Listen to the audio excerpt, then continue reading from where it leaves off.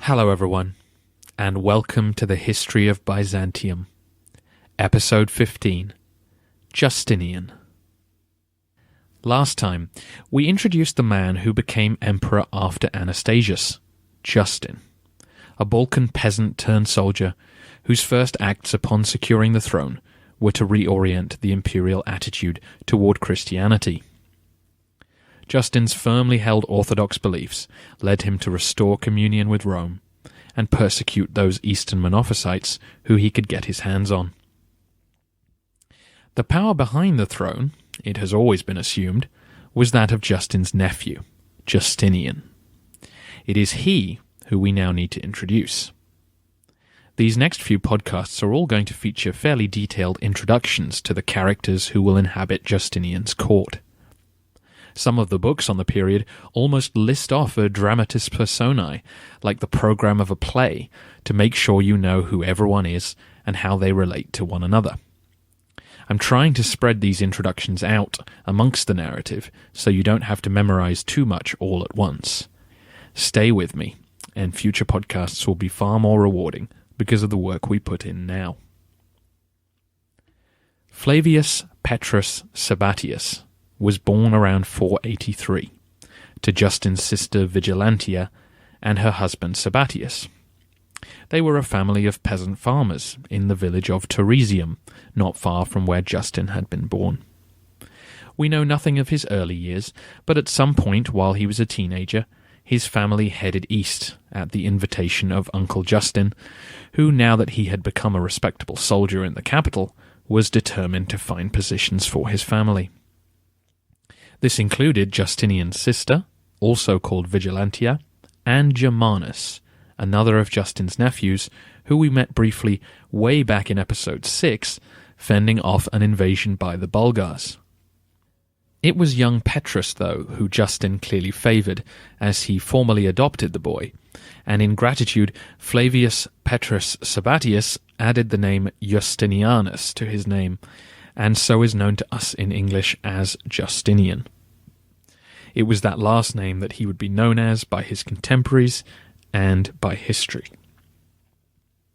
Justinian's face is more familiar to us than perhaps any other Roman emperor because of the survival of the famous mosaic in Ravenna, which you can see on the artwork for this podcast, and the picture for this week's episode at thehistoryofbyzantium.wordpress.com. He was described as of medium height, neither fat nor thin, with a round shaved face, a sharp nose, and curly hair. Like many a poor man made good, Justin wanted to ensure that his adopted son had the kind of advantages that he didn't. This meant that young Justinian received the best Roman education which money could buy. This would of course have included the traditional liberal arts with grammar, rhetoric, law, history, and so on. But by now this education would also involve plenty of religious instruction, and some exposure to the Neoplatonist philosophy which had tried to marry classical philosophy with Christian theology. Some threads of this thought sought to identify the one true God with the concept of a transcendent realm where the conflicts of lower domains, such as ours, were reconciled. Historians have surmised that Justinian's education helped shape the distinctive worldview he would later demonstrate, and so a little speculation on what his education may have taught him could be valuable. Born in the West, like his uncle, Justinian would have inherited his family's predisposition toward orthodoxy, the Pope, and a nostalgia for the Western Empire. Once his education took hold, he would have been steeped in the history of a people who throughout their writings saw their empire and their laws as upholding civilization against barbarity. His philosophy teachers spoke of a realm where the one true God brought everything to peace, and his religious education would have taught him that the job of the Roman Empire was now to mirror the kingdom of heaven on earth.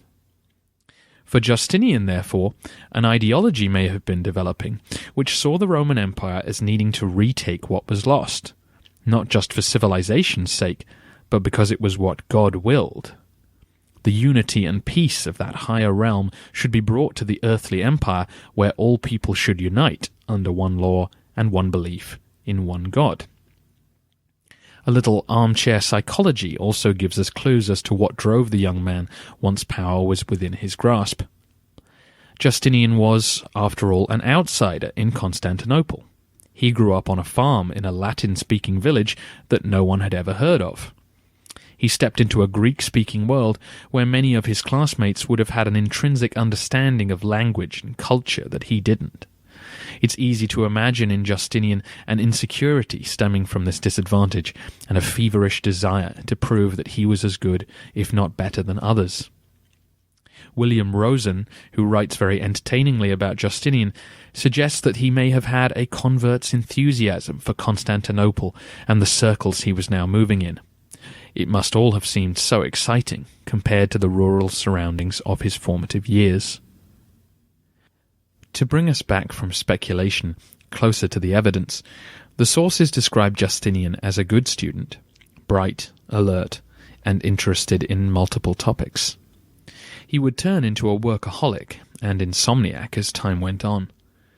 Contemporaries refer to him as being constantly at work, and Procopius reports stories of his late-night fretting around the corridors of the palace. We should note, however, that Justinian was keen to emphasize this himself, writing in some of his edicts about his tireless work to restore the empire. There is little evidence to suggest otherwise, though. One law which Justinian was directly involved in drafting concerns the regulation of the price that Constantinople's small farmers could charge for fresh vegetables. If there was something he could work on personally, then he would. We're also sure of his devotion to Christianity. Procopius tells us that he took Lent very seriously, fasting for 2 days and then abstaining from wine for the rest of the season, living off wild herbs dressed with oil and vinegar. The personal writing of Justinian, which survives, reveals frantic theological speculations on Christian doctrine. Through this and the laws he passed, we see a genuine concern for his faith and a real hostility to the enemies of the Church. This has been, of course, a far more thorough introduction than most emperors receive, which, as I pointed out last time, is a reflection of both the length of his coming reign and the sheer amount of sources that have come down to us. Once his education was complete, Justinian was enrolled in various palace regiments, simultaneously avoiding hard military campaigning, while also gaining a good deal of insight into the politics and intrigue of court life. Justinian may well have used this knowledge to ensure that Justin would emerge as Anastasius' successor. Justinian was about 36 at the time of Justin's accession, and was one of the imperial guards. 2 months later, we get a pretty clear insight into how close nephew and uncle were when we find Justinian himself writing to the Pope, inviting him not just to send representatives to Constantinople, but to come himself to end the schism. Clearly Justinian felt confident in his uncle's support to make so bold a venture, and he wasn't done there. In 519, a group of monks from the province of Scythia gained notoriety by formulating a new explanation of Christ's nature that might be able to heal the rift between the Orthodox and the Monophysites. This doctrine became known as the Theopachite formula and argued that one of the Trinity had been crucified. This formula, in theory, could satisfy both sides of the theological divide. Basically, there was a divine part of Jesus, and by occupying his human body, it could be brought to suffer on the cross.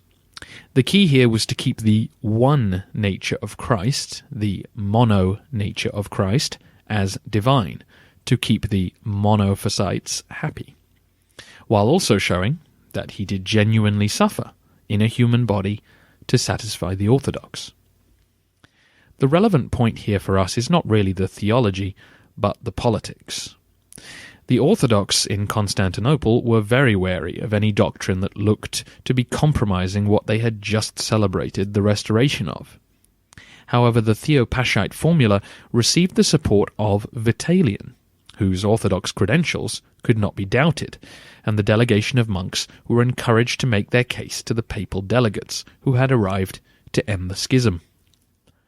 They were, of course, not in the capital to negotiate and turn the monks away. The monks, though, determined in their beliefs, headed for Rome, where they were to remain for 14 months, irritating the Pope until he could expel them. In the meantime, though, Justinian listened to them, and wrote to the Pope to oppose the new formula. Then, a few days later, after thinking it over, he changed his mind, and wrote again, urging the Pope to accept the proposal for the peace of the Church. Of course, the Pope wasn't interested in any of this, but it tells us several interesting things about Justinian. Of course, there is the sheer brazenness of the emperor's nephew writing to the Vicar of Christ to tell him his opinions on theological matters. There is also some suspicion that Justinian didn't want Vitalian to be the man who had supported the formula which unified the Church.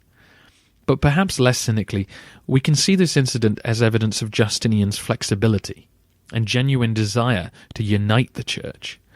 Despite the persecution that his uncle was unleashing on the Monophysites, Justinian could already see the value in a formula which would allow the Church to be brought back together. One Church of one empire worshipping one God. Justinian would not forget the potential he saw in the Theopachite formula and will return to it down the road. By 519, Justinian had been promoted to Count of the Domestics, and a year later he was master of one of the praesental armies, from bodyguard to general in 2 years. It's now that we catch up with the narrative from the last podcast, and the verdict of history remains unanimous that Justinian engineered Vitalian's murder in order to secure his own position as heir presumptive. However pious a Christian he might be, we can be sure that moral concerns didn't stand in the way of his ambitions. Justinian had risen from peasant to potential Caesar, and he wasn't about to let that slip from his grasp. Soon afterwards, he gained the rank of patrician, which paved the way for him to become a senator, and in 521 he was made consul. One of the few responsibilities left to this once great office was to host and pay for the consular games, to be held at the start of the new year. Justinian was determined to win the favour of the crowds, and also wanted to draw a contrast between the new regime and the prudish, penny-pinching era of Anastasius. So he spent and spent and spent. Estimates suggest Justinian splashed out about £4,000 of gold on decorations, stage machinery, 20 lions, 30 panthers, and a number of other exotic beasts who were to be fought and killed in the hippodrome. A certain amount was laid on in handouts and freebies for the people. The games were intended to be the most lavish public spectacles that Constantinople had ever seen, and few claimed that they weren't. The chariot races were said to be of such superb quality and caused such excitement that the final contest had to be cancelled for fear of serious public disturbances. Justinian handed out magnificent horses as prizes to the charioteers. No expense was spared as the consul put Anastasius's treasure reserves to the kind of use that the deceased emperor would have thoroughly disapproved of. The games were a success for Justinian, but he was still aware of his uncle's precarious position. He was, after all, an upstart emperor, with no political base of support beyond the palace guards. So Justinian decided to secure a base himself, and the expense of the games had naturally endeared him to the demes. I mentioned back in episode 10 that emperors had tended to favour one of the factions over the other, and although Anastasius had tried to avoid the issue, he had been associated with the Greens. Justinian, therefore, sought out the Blues. Here, after all, were a professional organisation who could chant support for his uncle, win races in his honour, and provide a gang of street toughs to give him muscle should any opponents need reminding of who the new men in charge were. Justinian's covert and overt support for the Blues became quite extraordinary over the next few years. They took their new political support to mean that they had a license to banditry and began assaulting their enemies, extorting protection money, or robbing people's houses. Some in positions of authority were attacked for reporting their crimes, with Justinian apparently looking the other way. By 523, the Blues were accused of openly murdering their opponents in daylight, and respectable people everywhere were aghast at the abuses going on. When a well-known citizen was killed inside the Hagia Sophia, news reached Justin, who was furious. It's not clear how much he knew about what his nephew was up to, and he reacted firmly, executing those involved and handing out strict punishments to other members of the Demes. Justinian did not intervene, and probably realized that he had let things get out of control. He began to rein the Blues in, and by 527 issued a law which made it explicit that justice should be even-handed for rioters in the cities. We'll leave domestic concerns until next episode, and finish this week's installment with the foreign policy issues which Justin had to deal with during the earlier part of his reign. In the West, relations with Theodoric's Italy began to deteriorate soon after Justin had smoothed over the reunion of the churches. As you know, Theodoric's great fear was that the empire would want to reclaim direct rule over Italy, destroying the safe and favourable position which his people currently enjoyed. A series of events conspired to make Theodoric increasingly paranoid that his fears were coming true. In 522, Euthoric, Theodoric's son-in-law, died, leaving only a 4-year-old son as heir to the Gothic throne. A few months later, and Pope Hormisdas, a strong ally of Theodoric's, also passed away. His successor, Pope John, was associated with the pro-imperial faction in Rome, and rumours began to swirl that senators were openly writing to the emperor to discuss how the Goths could be removed from the equation. Soon, an actual letter was found, and a senator named Albinus was accused by the Goths of conspiring with Justin. A highly educated and respected senator named Boethius attempted to defend his friend. Boethius argued that the letter was not a personal one from Albinus, but one expressing the views of the Senate, and merely keeping their lawful sovereign appraised of the situation in his province. If you're going to punish Albinus, Boethius argued, then you might as well punish all of us. Unfortunately, some of Boethius's enemies at court took this to mean a confession of guilt and charged Boethius with treason. Theodoric took personal charge of the case and condemned him to death, seemingly to teach the Senate a lesson. The arrest and execution of such a popular figure took the other senators by surprise, and doubtless pushed many of them into the pro-imperial camp. Boethius took revenge on Theodoric with his pen, and while waiting for his execution, composed a book called The Consolation of Philosophy, where he lashes out at Gothic depravity, revealing many of the injustices which the Italians were feeling under the Gothic yoke. That fateful year of 522 saw things go from bad to worse for Theodoric. Across the sea in Carthage, the Vandal king Thrasimund died. He had been a strong ally of the Goths and was married to Theodoric's sister Amalafrida. The new king was Hilderic, who was the son of Huneric and Eudocia, the daughter of Valentinian III. You may recall from the history of Rome that she was carried off during the Vandal sack of Rome and had brought up her son to appreciate his Roman heritage. Hilderic went further than that, abandoning the Arianism of his people and becoming a Catholic. Hilderic was already on friendly terms with Justin and Justinian, and upon his accession he put an immediate stop to all the anti-Catholic policies of his predecessor, and when Amalafrida protested, she was locked up and her Gothic retinue were murdered. As if this weren't bad enough for the Gothic king, 3 years later the dutifully orthodox Justin announced a new law banning Arianism within the empire.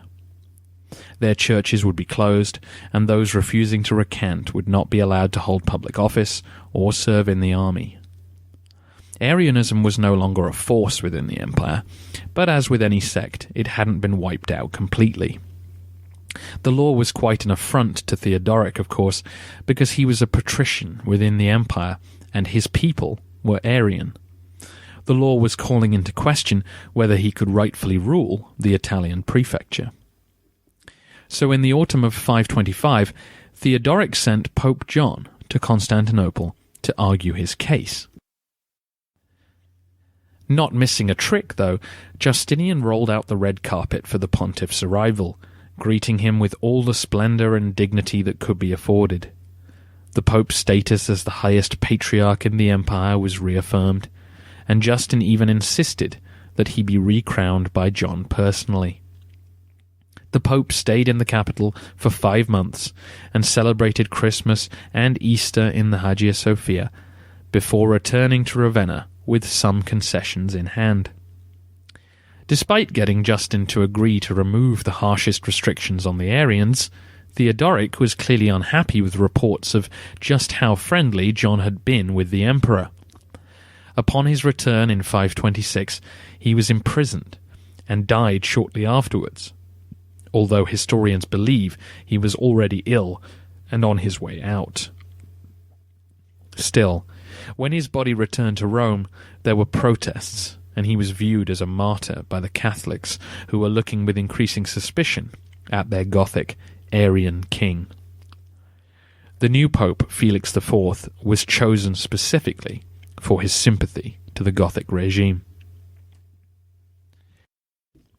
Meanwhile, in the east, the news of Anastasius's death prompted the Persian King Kavad to send a note to the new emperor, reminding him that he still wanted money to be paid to guard the passes through the Caucasus Mountains, and also that the new city of Dara, which Anastasius had built, was an illegal breach of the treaty between the two great empires.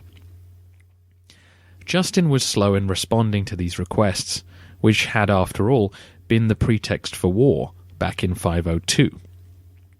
So Kavad encouraged the Lakhmid Arabs under their chief Al-Munthar to raid Byzantine Osroene.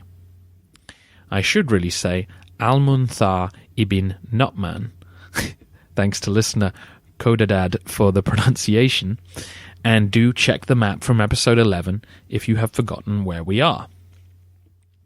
Al-Munthar's raid was a success, and he managed to capture the local dukes and offer him for ransom to the Byzantines. Justin now sent his reply, a firm no, to Kavad, and negotiated for the return of the dukes and other prisoners in February 524. During the negotiations, news came of yet another incident that would require Justin's attention. You may need to refer to the map from episode 8 to follow this one. In 523, a new king had ascended to the throne of Himyar, which covers the area of the modern Yemen. The new king, Yusuf du Nuwas, was Jewish and announced that all the Christians in his kingdom should either convert or be killed. This included the Aksumite, or Ethiopian garrison, who lived in the city of Zafar. Yusuf offered the troops safe passage home, and once the terms were accepted and the gates were open, he slaughtered them. Next he moved on to the city of Najran, which had a large Christian population. This time he locked a couple of thousand Christians in a church and set it on fire. Legend has it that a group of virgins, upon hearing the news, rushed down to the church to jump into the fire, crying defiantly how sweet it was to breathe in the scent of burning priests. News of these atrocities offended Justin, and worse, Yusuf had hoped to stir up the pagan Lakhmids to join in their attacks on the followers of Christ. Al-Munthar had many Christians amongst his followers, and so wasn't having it, and Justin dispatched the Patriarch of Alexandria, Timothy, to negotiate with the king of Aksum about crushing this enemy of the faith. Caleb, the king of Aksum, was happy to seek revenge, and in the winter of 524, a Byzantine fleet carried the Aksumite army to Yemen.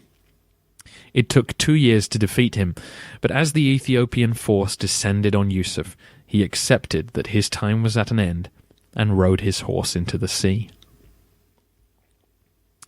Although this incident is far from our usual field of operations, it was seen as important in Constantinople to encourage the spread of Christianity, as well as gain access to Red Sea ports, which could help circumvent Persian dominance of the trade routes.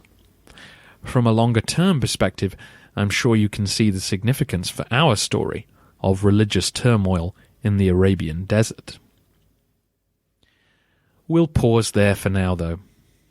In 2 weeks' time, we return to the conflicts in the East and the West, as well as introducing Theodora, the future wife of Justinian, and a woman who would rise from the gutter to become Empress of Byzantium. Thanks again for listening, and don't hesitate to send in your feedback on iTunes, at Facebook, or at thehistoryofbyzantium.wordpress.com.